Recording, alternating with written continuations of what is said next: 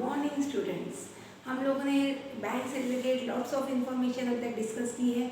Today we discuss some की concept of banking transaction. Bank जब transit करती है with its customer with another bank, तो today scenario में बहुत सारी ऐसी एंसिलरीज फैसिलिटीज बैंक प्रोवाइड कर रही है towards the customer. Such ancillary facilities में भी related to issue of bank draft, cheque जो आप लोगों ने सुना हुआ है, एटीएम, आरटीजीएस जो अभी के सिनारियो में चल रहा है, एनएसआरडी, अलग अलग चीज़ें बैंक इशू कर रही है, दे रही है टुवर्ड्स दी कस्टमर। कस्टमर के बेनिफिट के लिए कस्टमर को इजी ट्रांजैक्शन पुट करते आने चाहिए, कस्टमर प्रॉपर वे ट्रांजिट करे, इसके लिए ऐसी बहुत सारी चीज़ें कस्टमर से डील करने के लिए क्या कर रही है, बैंक ट्रांजिट कर रही है। इन दैट सबसे फर्स्ट हम लोग देखेंगे bank draft. Bank draft is the draft or we can say that order issued by one bank to another bank or one bank branch to another bank branch of the same bank to pay a certain sum of money। अगर SBI bank है तो SBI bank, अगर इंदौर की है तो सावेर के branch को हम लोग बोल सकते हैं, ऑर्डर दे रही है कि एक सर्टन सम ऑफ मनी तुमको पे करना है। It is given in your page number 152 153। आपको इसमें एक फॉर्मेट दिए हुआ है बैंक ड्राफ्ट का।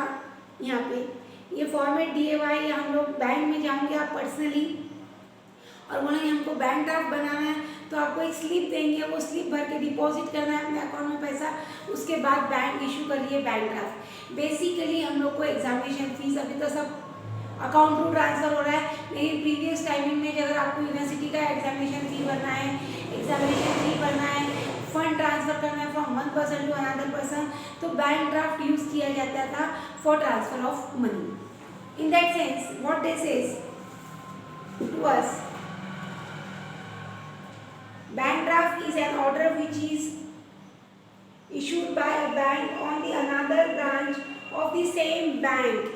ये चीज ध्यान में रखना है, सेम बैंक की ब्रांच को। मैंने पहले बताया अगर स्टेट बैंक ऑफ इंडिया है तो state bank of India Indore की सावेर को ऑर्डर दे रही है, सावेर की महाराष्ट्र की कोई बैंक हो, महाराष्ट्र की कोई बैंक तमिलनाडु या साउथ की कोई बैंक हो, तो एक ही बैंक के ट्रांजैक्शन की जाती है, not another bank. Point to be noted, same bank को इशू किया जा रहा है to the same bank to pay a specified amount of money to the person mentioned in it। अगर जिस पर्सन का नाम मेंशन किया हुआ है, जिस पर्सन को बोला गया है, उस पर्सन को एक specific sum of money paid करने के लिए हम लोग बोल सकते हैं बैंक ड्राफ्ट प्रिपेयर किया जाएगा।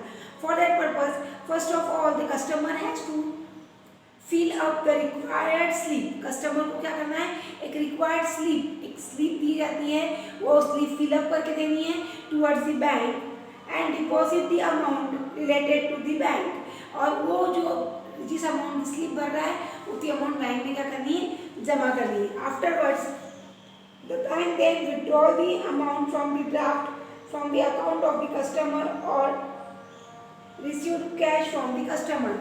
उसके बाद क्या कर रहा है, बैंक को पैसा निकाल ले रहा है, जमा कर रहा है कस्टमर से और दूसरी बैंक में जाके वो निकाला जा रहा है। इस टाइप से इजी वे बैंक ड्राफ्ट क्या हो रहा है, एक सेम बैंक के ट्रांजैक्शन पुट किए जा रहे हैं with in the branches of the bank. Second दिया है बैंक चेक। मैं जो असेंडिंग ऑर्डर चेंज कर दिया था, आरटीजीएस मेरे को आपको डिटेल में एक्सप्लेन करना है सो दैट उसको टॉप मोस्ट लिखा है। उसके बाद है bank cheque. Bank cheque is an order issued by the customer towards the bank to pay a certain sum of money. Bank cheque issue कौन करता है, नॉर्मली सबके पास घर में चेकबुक होगा। अगर आपके पापा बिजनेसमैन है तो बैंक में अकाउंट ओपन है, करंट अकाउंट होल्डर के पास एक चेकबुक फैसिलिटी रहती है, तो बैंक का कस्टमर वो चेकबुक साइन करके बैंक को क्या ऑर्डर दे रहा है, to pay a certain sum of money to another person. कोई और पर्सन को एक स्पेसिफिक अमाउंट ऑफ मनी आपको पे करना है। What is given in your book, let us see. Bank cheque is also called as pay order. इसको second word क्या बोला है students, pay order.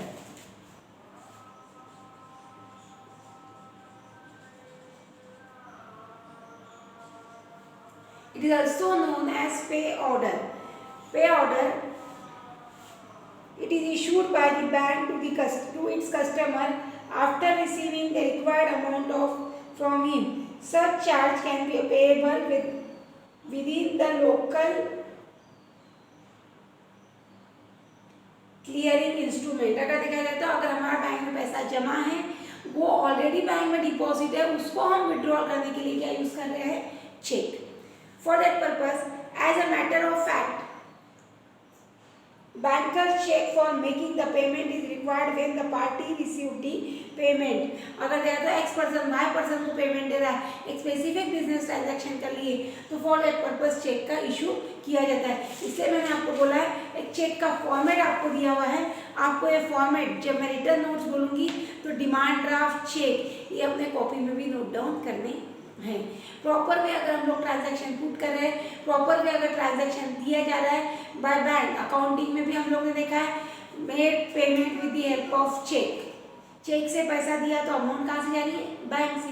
Received check from this, तो पैसा हम लोग को कैश फॉर्म में नहीं मिलते हुए किसके फॉर्म में मिल रहा है? पे ऑर्डर और चेक के फॉर्म में हमें पैसा मिल रहा है।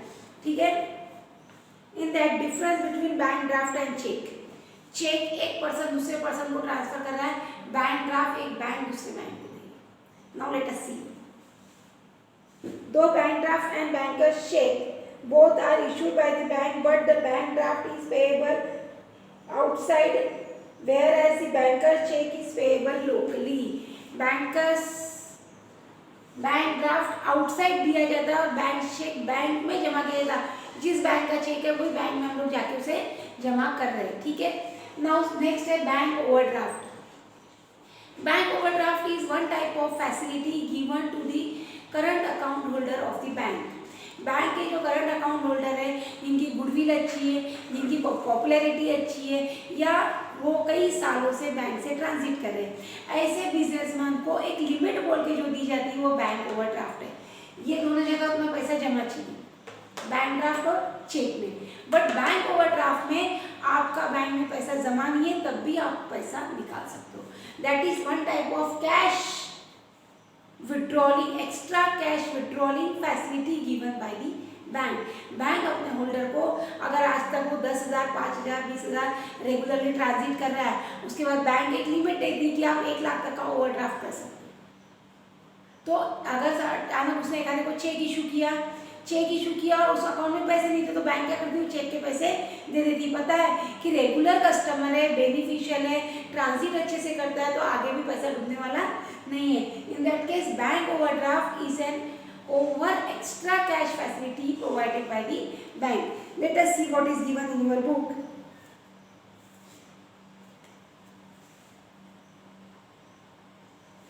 Bank overdraft refers to that amount which is account holder withdrawal over and above the balance amount existing in the bank account. Bank overdraft facility is provided by the bank to those account holder who are usually businessmen and organization to be exempt mutually agreed by the bank and customer. मैंने पहले ही बताया आपको, उनका bank में पैसा जमा नहीं है, उससे ज़्यादा वो अगर पैसा निकाल सकते हैं, that is considered as bank overdraft. Already वो बिजनेसमैन है, ऑर्गेनाइजेशन होल्डर है, इंडस्ट्रियल होल्डर है, फैक्ट्री है, ऐसे बड़े बड़े बिजनेस वो चला रहे हैं, उसके बाद बैंक उनको ये फैसिलिटी प्रोवाइड करिए। नेक्स्ट है आपके पास दिए हुआ cash credit. Cash credit is also short-term loan facility provided by the bank to its customer on security of their current asset like share, stock, furniture, etc. यहाँ security नहीं है, यहाँ security. After making some security, after making some deposit in the form of security, वो show कर रहा है, afterwards उसको cash credit issue किया जा रहा है. So that is also one type of facility provided by the bank. Last but not least, the RTGS. Normally ये RTGS अभी के सिनारियो में बहुत फेमस हो गया है। बहुत से businessman draft, cheque, overdraft, draft और चेक की जगह क्या यूज कर रहे हैं? RTGS। जितने भी बड़े बड़े ट्रांजैक्शन होते हैं इन टर्म ऑफ मनी, वो मोस्टली किए जा रहे हैं in the form of RTGS। Bank में पैसा जमा करो, वो RTGS देगा, विद इन मिनट्स वो अमाउंट ट्रांसफर की जा रही है through the another account. It is given in page number 155 RTGS।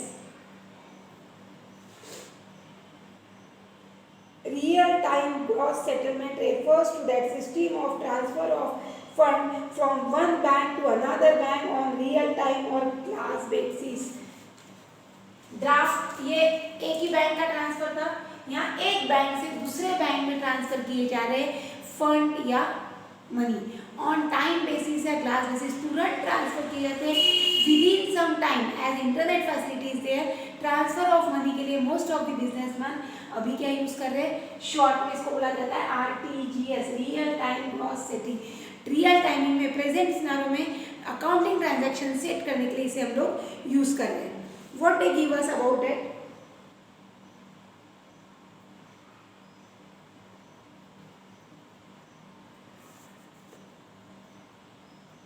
RT real time base means setting of internal bank transaction at the time when they are take place।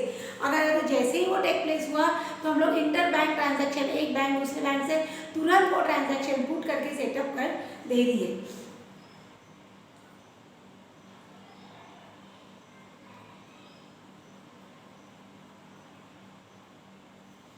Gross basis, gross basis या gross setting last sentence में दी हुआ आपको। Gross setting means with in that transaction before making any other transaction, हम उस transaction को put करें for the organisation purpose. इसके characteristics है ये आप लोग नोट डाउन करोगे अपने फेयर नोटबुक में। उसके बाद दिया है NSFT, national electronic fund transfer, ठीक है। National electronic fund transfer NSFT, ये भी नेशनल वे यानी इंडिया से फॉरेन में पैसे भेजने या अदर कंट्री से इंडिया में पैसे लाने हैं, तो इसके लिए मोस्टली बल्क में जब ट्रांसफर किया जा रहा है तो उसके लिए हम लोग NEFT का यूज कर रहे हैं। It is explain you what this is. NEFT refers to an online relation worldwide system for transaction of fund individually, industries and organization having bank account electronically from one bank branch to another bank or from one bank to another bank। एक bank से दूसरे bank में या एक branch से दूसरे bank में अगर पैसा ट्रांसफर करना है, फंड ट्रांसफर करना है तो NEFT का यूज किया जाता है।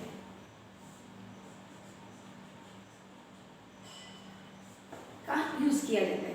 NEFT हम लोग बोल सकते हैं इंट्रोड्यूस हुई है, पूरी तरह हम लोग बोल सकते हैं ऑनलाइन सिस्टम है।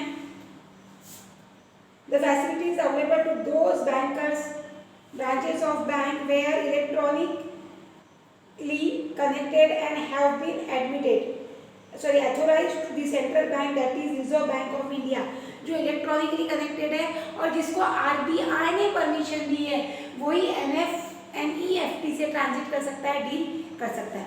इन दिस वे स्टूडेंट हम लोग ने आज कुछ बेसिक कंसेप्ट देखे regarding that banking transaction. Thank you guys.